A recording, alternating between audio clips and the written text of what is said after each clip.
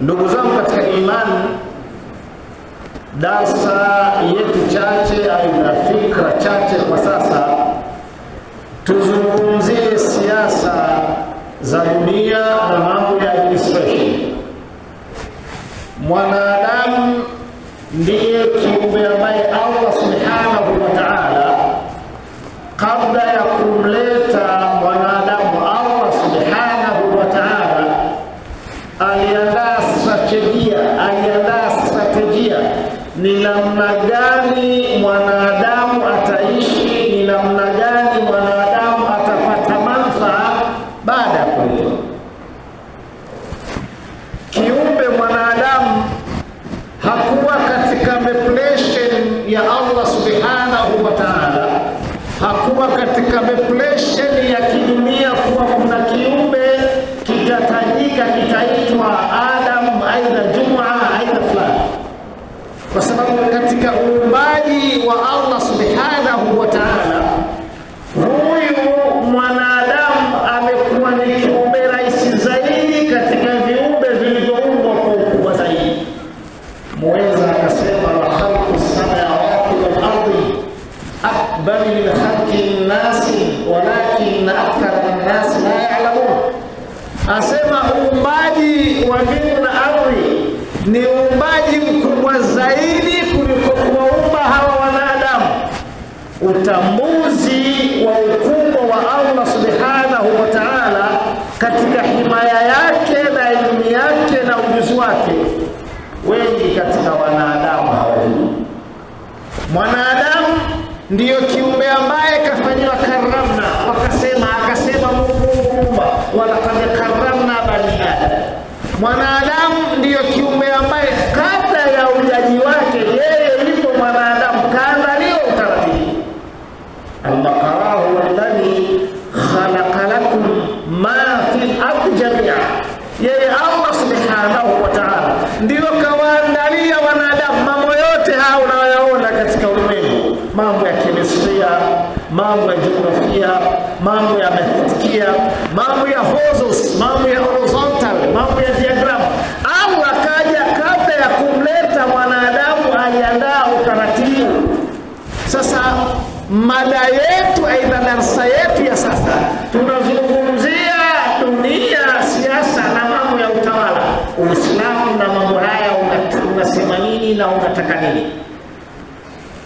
Suratul Baqara aya 30 na kushuka anasema Allah subhanahu wa ta'ala, wa in qala rabbuka lil malaika inni ja'ilun fil ardi khalifa qalu ataj'alu fiha man yufsidu fiha wa yasfiku ad-dima wa nahnu nusabbihu bihamdika wa nuqaddisu lak qala inni a'lamu ma la ta'lamun. Ambiwa Nabii Muhammad sallallahu alaihi wasallam, waambie umati Muhammad, aidha wakumbushe umati Muhammad muda Allah subhanahu wa ta'ala kwa ilmu yake, kwa ukubwa wake, kwa ujuzi wake alipotaka kumleta kiumbe mwanadamu katika ardhi. Kwa maana uletwaji wa mwanadamu ni kuwaleta watu vizazi na vizazi, aidha watu wa karne na karne, aidha watu baada ya watu wanakuja watu wengine. Sasa anawaambia malaika, inni ja'ilun fil ardi khalifa, nataka nimlete msimamizi, nataka nimlete mwendeshaji, nataka nimlete mtawala, nataka nimlete mwendeshaji, mtekelezaji, mpangaji wa mambo. Wale waheshimiwa malaika wakasema, ya Rabbi ataj'alu fiha man yufsidu fiha wa yasfiku ad-dima. Hivi wataka kuwaleta hawa wanadamu katika ardhi, hawa wanadamu hawa watafanya fisadi katika ardhi, na hawa wanadamu hawa watauana hawa. Ipi lojiki yako ya Rabbil alamin?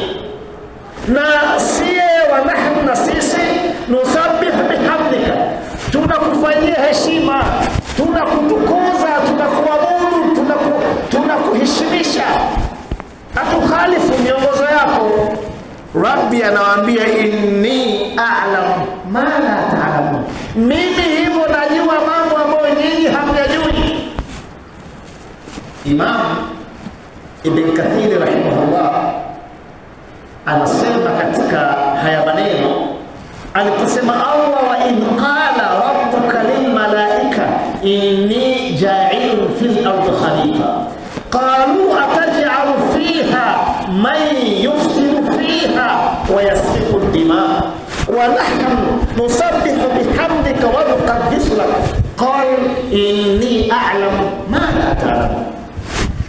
Asema Ibn Kathir, maulizo ya malaika kumuuliza Allah subhanahu wa ta'ala kama ikiwa ni logic ya usimamizi wa kidunia, utawala wa kidunia, uendeshaji wa kidunia, Rabbi sisi tunakuabudu.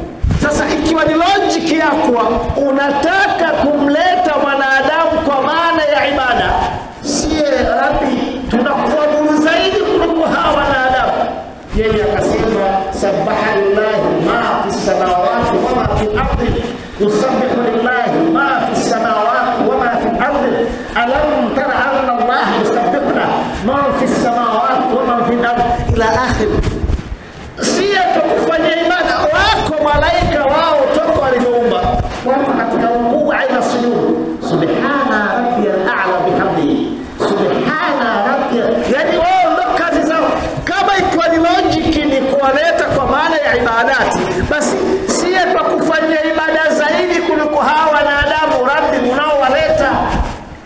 Ikiwa ndo mantikio, Allah anawaambia inni a'lam ma la ta'lamun, mimi hivyo najua msiyojua. Mimi najua mambo ambayo nyinyi hamyajui. Imam Ibn Kathir rahimahullah anasema hili neno inni a'lam ma la ta'lamun, maana yake mimi Allah subhanahu wa ta'ala kuwaleta hawa wanadamu wakina Uthman wakina Ali na wengineo, ninajua faida yake ni kubwa zaidi kuliko madhara yake. Maneno ya nyuma atajalu fiha man yusibu fiha wa yasfiku dima, hawa unawaleta kama ikiwa logic ni faida yao kubwa, unawaleta watu ambao watafanya maharibifu, watafanya fisadi katika ardhi. Hivi kweli mwanadamu katika structuralization ya kidunia, kati ya faida zake na hasara zake zipi ni kubwa zaidi? Wiki 3 nyuma kule Marekani katika jimbo la Maryland katika chuo kikuu cha Utah, kuna mtu mmoja anaitwa Charles Chuck. Huyu Charles Chuck ni watu wa karibu na Rais Trump. Alitoa wazo, hawa watu wa Gaza na Palestina, ili tuweze kuwamaliza na kuwaua, tunakuomba rais tengenezeni muundo wa uwale kwa kemiko ya umma. Muhammad al-Uud huyu ni Iran anasema kemiko ya uno larzi yake ni kemikali ambayo ukipata harufu yake aidha akakugusa aloigusa aidha akaipata aliyoipata, basi mwanadamu huwa kamunga. Charles Chuck wiki 2 baadaye yuko Manhattan, chuo kikuu kule Amerika, anawahutubia watu. Yeye kule wanasema huyu mwana falsafa, sababu kazi ya Charles Chuck ni mbili tu: kuambia wa Amerika mfanye uwezekano na uwepesi wa jinsia hizi za kiume na kiume, mambo yao ya kuoana hawa yawe ni mambo ya kawaida na tuweze kuwashawishi wengine. Huyu akawa mtu maarufu zaidi. Sasa Charles Chuck wakati yuko anahutubia chuo kikuu cha Amerika, kauawa na azaki ya Buskanas Gaze, kauawa na risasi ya mososofuno. Yani wazo la kuwaua watu wa Gaza na Palestina kwa tafsiri wa nahnu qalu ataj'alu fiha man yufsidu fiha wa hapa tunazungumzia yufsidu fiha wa yasfiku dima. Yani huyu mwanadamu ambaye malaika walimpa Mungu mawazo na mazungumzo kuwa unayemleta huyu sasa atafanya fisadi katika ardhi na baadaye atamwaga damu. Sasa tunaangalia yapi manufaa na yapi madhara mwanadamu. Chanzo chake akauawa na risasi Baghdadi ya 24 akafa. Watu wa BIC na watu wa CIA wakafanya research namna gani chanzo chake akauawa. Katika series ya aya hii qalu atajalu fiha man yufsidu fiha, huyu mwanadamu ambaye Allah subhanahu wa ta'ala kampa kazi ya usimamiaji wa mambo, uendeshaji wa mambo, upandaji wa mambo, utengenezaji wa gravitation, utengenezaji wa course well of the gravitation. Iweje huyu mwanadamu atengeneza mpango kazi kuwadhuru wengine? Utaanza sasa kuona dunia na vilivyomo vinaanza kupata manufaa kwa ile lugha inni a'lam ma la ta'lamun. Sheikhul Islam Muhammad al-Bu'ut rahimahullah kwenye kitabu Musannada anasema hii lugha ya inni a'lam ma la ta'lamun ndio lugha ambayo Allah anaonyesha malaika faida za mwanadamu takayemleta, uwezo wake na ukubwa. Mie ninajua, na hadhi ya malaika na hadhi ya wanadamu, kuambiwa malaika walete heshima kwa mwanadamu ni ilmu. Sasa ajenda ya Uislamu na mwanadamu ni kumfanya Uislamu na mwanadamu asimamie mambo. Leo Karis Wells jana ameandika kwenye uta yake, anasema unaweza ukashangaa nchi kama vile Tanzania, nchi ambayo hawa wa Tanzania hawa wamepata uhuru, wamepata wepesi wa mambo kwa mazungumzo. Sasa iweje sasa Watanzania wasoko Waislamu na Waislamu wanaweza kushawishiwa wao waandamane tarehe 29, wanaweza wakashawishiwa wao waharibu ajenda za misingi ambayo huenda sasa nyinyi Waislamu babu zenu na bibi zenu wana asilimia 79-80 kutengeneza hali hii ya usalama na utulivu. Sasa ilipokuja swira wa qala rabbuka lil malaika inni ja'ilun fil ardh khalifa, Ibn Kathir asema huu usimamizi na ubadilikaji ima kizazi na kizazi, aidha karne na karne, aidha vizazi vinavyokuja. Vyuo vikuu vyote vya Tanzania kuna degree inaitwa Republic Administration, mambo ya utawala, mambo ya uendeshaji. Haya mambo Uislamu umezungumza karne hizo. Sasa ndugu zangu katika imani, mambo ya utawala na mambo ya kisiasa ndo ajenda moja ya Uislamu na Uislamu. Imam Ruhuddin katika kitabu fi madrasa an-nubuwah kurasa 74 anasema kazi kwa ya dini nini? Mlipoambiwa kule al-yawma akmaltu lakum dina wa atmamtu alaykum ni'ma wa raditu lakum al-islam. Kazi ya dini, kazi kuu ya dini ni kunyoosha mambo na kusimamia mambo. Mfano wizara ya michezo, tutawaambia nyie wizara ya michezo ya Tanzania, hii topic hii ya kitu fulani kwenye Uislamu ni haramu. Tuambia nyie wizara ya uchumi, nyie hii mfumo wa fedha, katika mfumo wa kufanya fedha iwe biashara, sheria Kiislamu inakataa, tutakuwa na externalization, hii haifai. Sasa kazi kuu ya wanadamu ni usimamiaji wa mambo na uendeshaji wa mambo. Kwenye uendeshaji wa mambo ndio anatakikana Muislamu awe ni mtu wa kwanza, ndugu zangu katika imani, kulinda hali hii tulonayo. Sasa utawaona Waislamu hawana kila, yani hawa Waislamu sasa hawajui wapo kwenye zama gani, kwa hizi zama za kwangu au sio za kwangu. Ukiangalia series kwenye YouTube, kwenye Instagram, vijana wa kina Ahmad, vijana wa kina Adam, hawa ndo viongozi wakuu wanaendesha ajenda za kuvunjia heshima viongozi wao katika nchi. Sasa Uislamu ulipotengeneza mambo ya siasia na mambo ya administration na mambo ya al-umara, uliangalia negligence of forces. Ni namna gani Muislamu anaweza akasimamia mambo na kuyaendesha utulivu. Haya mazingira sasa mlionayo hayakuwa sasa. Watu wa Arabu wameambiwa nini? liilafi Quraish إيلافهم رحلة الشتاء والصيف فليعبدوا رب هذا البيت الذي أطعمهم من جوع وآمنهم من خوف. Logic ya sura hii Sheikh Abu Alam Maududi yasema ni Mungu anawakumbusha watu wa ummati Muhammad kuwa watu wa bara Arabu wao wafanya biashara hawa. Wanatoka Damaji wanaenda Lebanon, wanatoka Lebanon wanaenda Damascus. Hawa wakifanya biashara zao hawa wanakwenda na kurudi kwa amani, wanakwenda na kurudi kwa utulivu. Agenda ya amani na Uislamu ni ibada kama swala.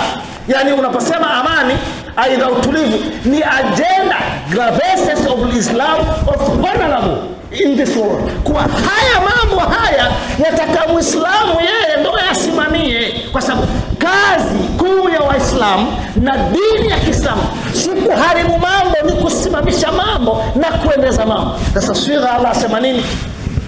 Atajalu fiha man yufsidu fiha wa yasfiku dima.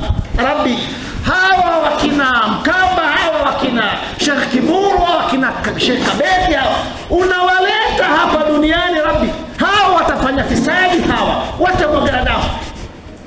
Muhammad ibn Ali, huyu ni mshauri wa Rais Al-Khamenei.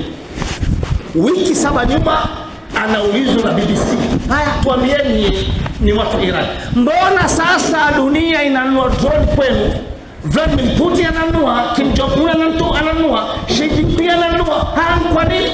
Anamwambia alam tara kaifa fa'ala rabbuka bi ashabil fil alam yaj'al kaydahu fi tadlil wa arsala alayhim tayran ababil tarmihim bihijab. Kana hizo watu wa bara lingine, mfalme Abraham atakoiangamiza nyumba ya Makkah.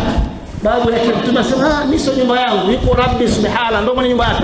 Allah anawatuma ndege ambao kila jiwe moja likimwangukia mwanadamu linafanya tates la toboa.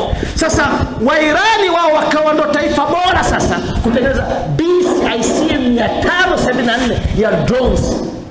Hii ni faida ya mwanadamu. Inni a'lam ma, mimi Rabbi najua kazi ya hawa na faida yao. Faida zipi? Ndo kawaleto kina Mtume Muhammad sallam, kawaleto kina Ibrahim, kawaleto kina Sheikh Kabeke, kawaleto kina Mufti Abubakar. Hawa kazi yao ni kusimamia dunia na kuiendesha. Kazi ya Waislamu nini? Kazi ya Uislamu nini? Kazi ya Uislamu ni kusimamia mambo, sio kuharibu mambo. Na mnapaswa sasa nyinyi Waislamu wa Mwanza mjue mpo katika wakati gani. Yani msio watu ambao kila agenda nyinyi wafungamana nayo. Tanzania sasa 70% ukisoma historia ya tatu, historia ya kina mzee Saksi, wakina mzee Atakadini, nyinyi wazee wenu walitoa fedha, wakatoa maarifa, wakatoa elimu za kiroho za majini. Sasa unasikia kiongozi wa upande wa pili anasema mimi nimeteshwa Rais Samia, wewe Allah Mungu amekukataa. Sasa nani anayejibia haya? Nani anasimamia haya? So wewe Muislamu, kwa maana kuna Uislamu afu kuna Tanzania. Sisi tuna nafasi mbili, kwanza wa Tanzania, pili Muislamu. Na hapa takikana Waislamu msirejee makosa aliyopita. Ukiingia kwenye chama, kwanza Uislamu, cha pili chama. Yani kazi ya Uislamu ni kuendesha mambo na kusimamia mambo. Uislamu haukuja kukaa tu hivi, umekuja kwambia nyie kama mtakuwa mna michezo CCM Kirumba mtavaa hivi, kama wakina mama watafanya mazoezi mtafanya hivi. Hii ndio agenda ya Waislamu. Na sasa Waislamu hawana dira, hawajui wako kwenye wakati gani. Yani kweli Waislamu na Qur'ani yao, dini ya Kiislamu haina dira, Waislamu kweli hawana dira. Haya ni mambo ambayo ya kustaajabisha, ya kushangaza. Waislamu mnapaswa kuwa na dira, kama alivyoweza kumwambia Allah wakati wa mkoroni. Allah mkoroni akakimbia kwa mazungumzo fanyeni dua, fanyeni istighfar. Allah subhanahu wa ta'ala awavushe, awapitishe tarehe 29, kwa sababu lengo la dunia ni kuharibu haya mazingira. Na si kwamba eti kuna mambo mapya sana yamefanywa mabaya.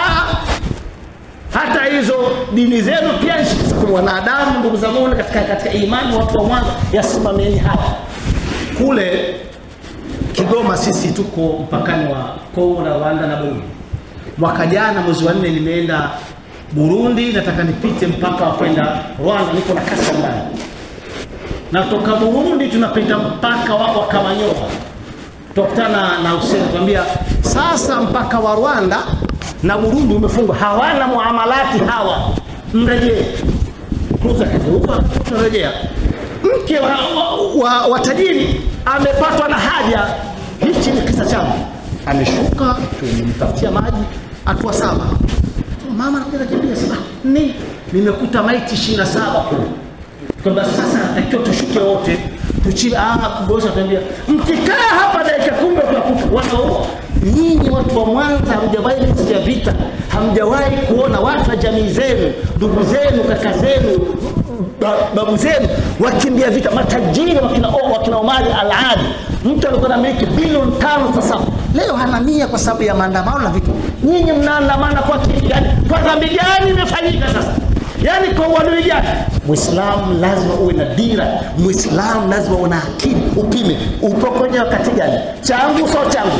Usipelekwe tu bora likuche bora liende wakati nchako. Jadi hivi hawaoni, hawafahamu. Sasa mwanadamu, kazi ya mwanadamu kale ni kusimamia mambo na kuendesha mambo.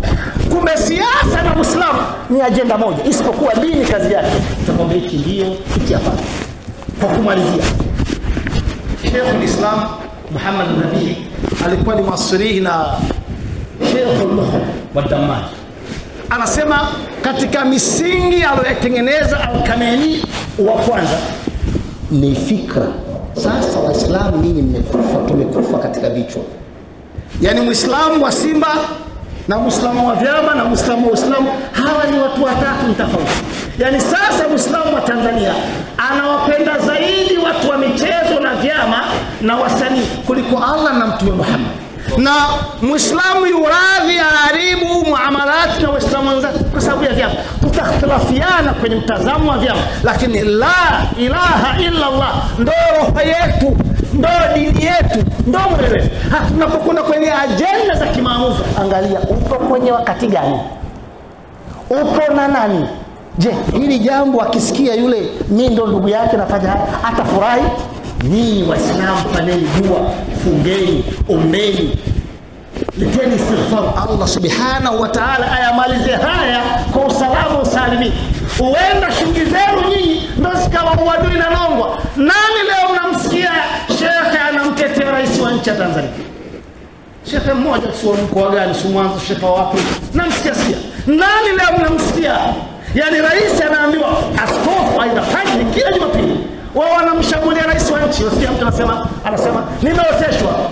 Yule askofu mchungaji nani anaitwa Mwana Mapinduzi, nimeoteshwa. Wewe Samia, Mungu amekukataa. Hivi hawa wachungaji hawa wana elimu za tiba kasia, wana elimu za viumbe kasia, wana elimu za dua kasia.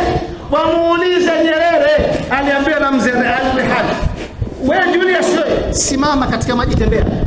Hakuna kuruguru. Sasa mpaka baadaye mpaka Allah subhanahu wa ta'ala dua zenu, maarifa yenu yako wapi Waislamu? Maono yenu yako wapi Waislamu?